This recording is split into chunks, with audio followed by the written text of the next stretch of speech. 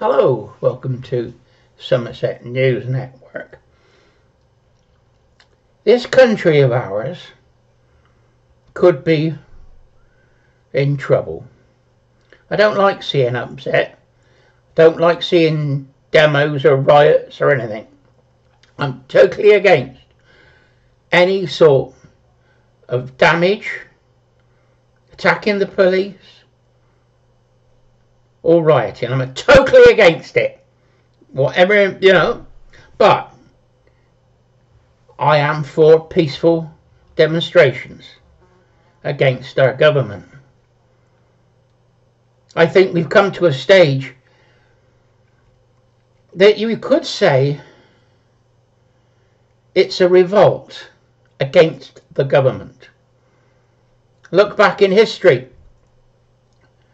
1381, and you had the Peasants' Revolt over the charging of taxes and collection of taxes.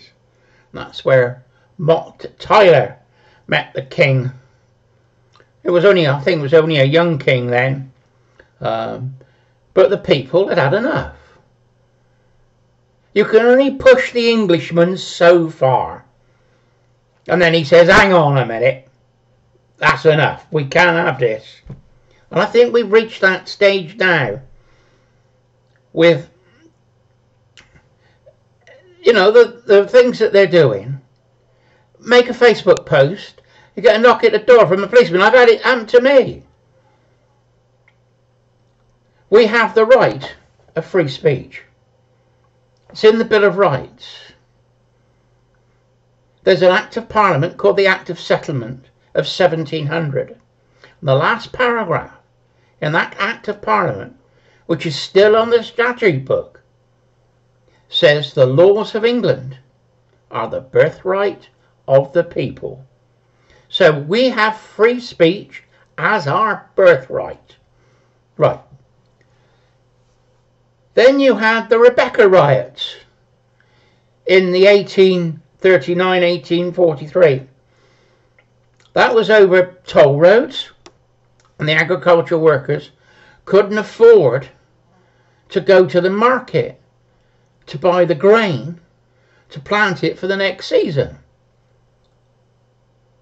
So you had the Rebecca riots, the people against the government again, and putting unspecified extra taxes on people that they can't pay. Then you had the tyranny of James II. He became a Catholic king, and he would only let Catholics hold public office. Protestants were disarmed. Protestants were thrown out of jobs. So the Protestants invited William and Mary over to take the crown, and we had what was called the Glorious Revolution. It was a bloodless revolution. They came to Brixham in Devon, near Newquay, came up to Exeter, and then marched what's now the 303, marched down to London. Before they got to London, James II disappeared, went to Scotland.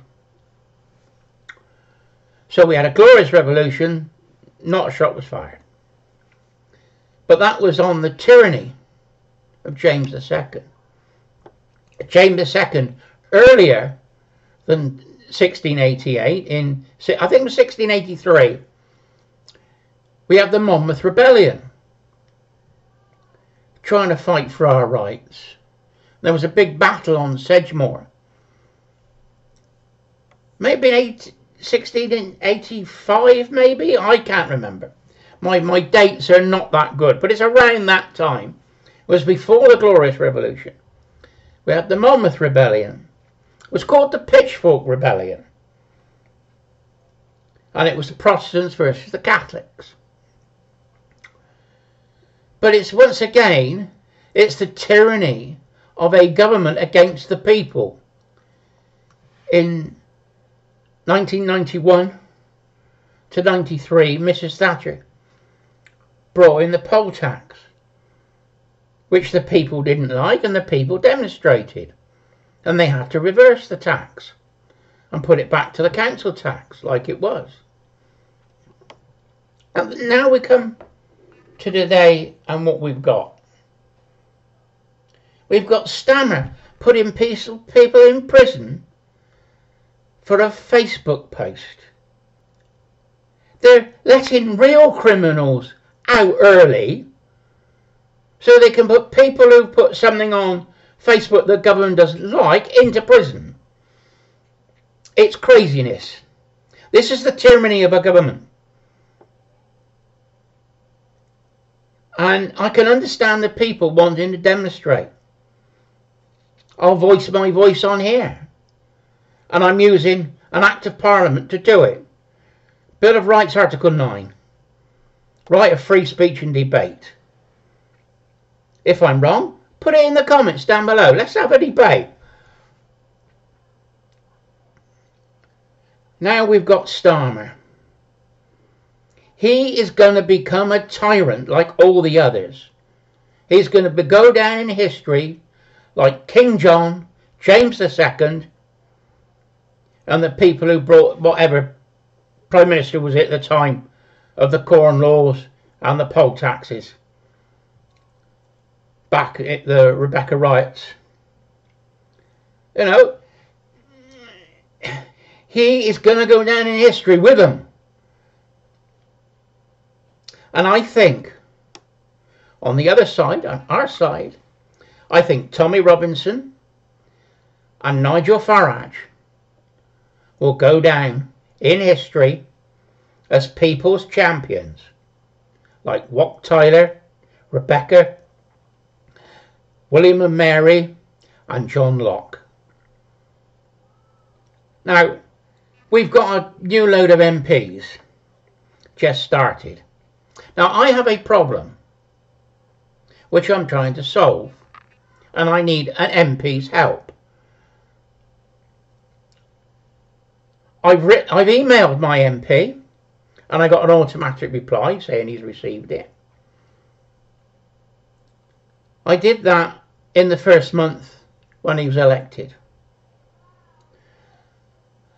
Last week, I emailed him again saying I've still got a problem and can you please ask the government department what they're doing about it, what the problem is, and when can I resolve it. Which is his place to do, to represent me, because he's now my MP. I've also had an automatic computer response.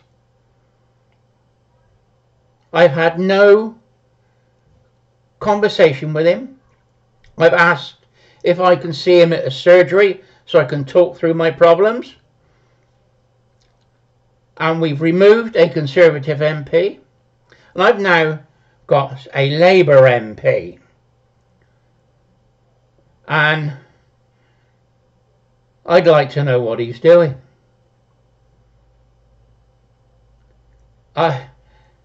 If he's not replying to me, who's got a legitimate reason to ask for his help, what's he doing with other people that have got problems? I know he might have a lot on his plate, but he's a new MP. He wants to shine, he wants to make himself look good, I would imagine. At the moment, I'm thinking, where's my Labour MP? When does he have a surgery? When can I see him? It's not good. This is the way that tyranny works, against the people. Anyway, Ian, let's keep the pressure on. If you can see a problem and you don't like what the government's doing, for instance, the fuel allowance for pensioners, they're going to put extra fuel duty on petrol now. They reckon they're going to put 10% on petrol. Explain that you need the car to go to work and it costs you petrol to do it. You can't afford to buy an EV, which is what they want you to buy. And all this net zero is a heap big load of crap. It's a lie on the people. It's a scam on us. biggest scam that has ever been on the people of the earth. Not just us, in Britain. I worked for the civil service for 6 years. I was in the union of the civil service for 5 years at that time as a union representative. I had things come through my hands that were absolutely amazing. You know, the things they did. You know, just the ordinary run-of-the-mill civil service stuff. But the union wanted to help Gaza, help the Palestinians, help this cause, help that cause, help lesbians, help gays, you know. And I was saying, well, surely we're here to represent us, the workers, not everybody else outside, you know.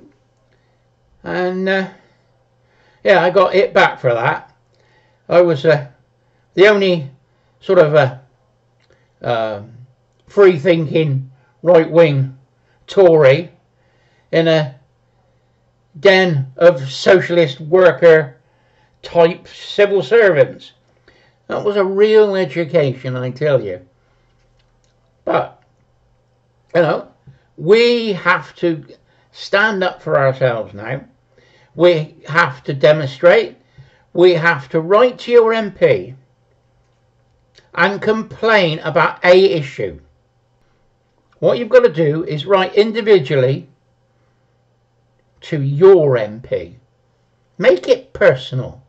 Why their policies are going to affect you. If you're going to work and they're going to put 10p on petrol, that's going to impact your ability to spend. And it's going to restrict your money. So tell him that. And put the pressure on. And let's see if, you know, you can do something. Anyway, Ian, Somerset News Network. I could waffle on for hours like this. Remember, you have the right of free speech under Article 9 of the Bill of Rights.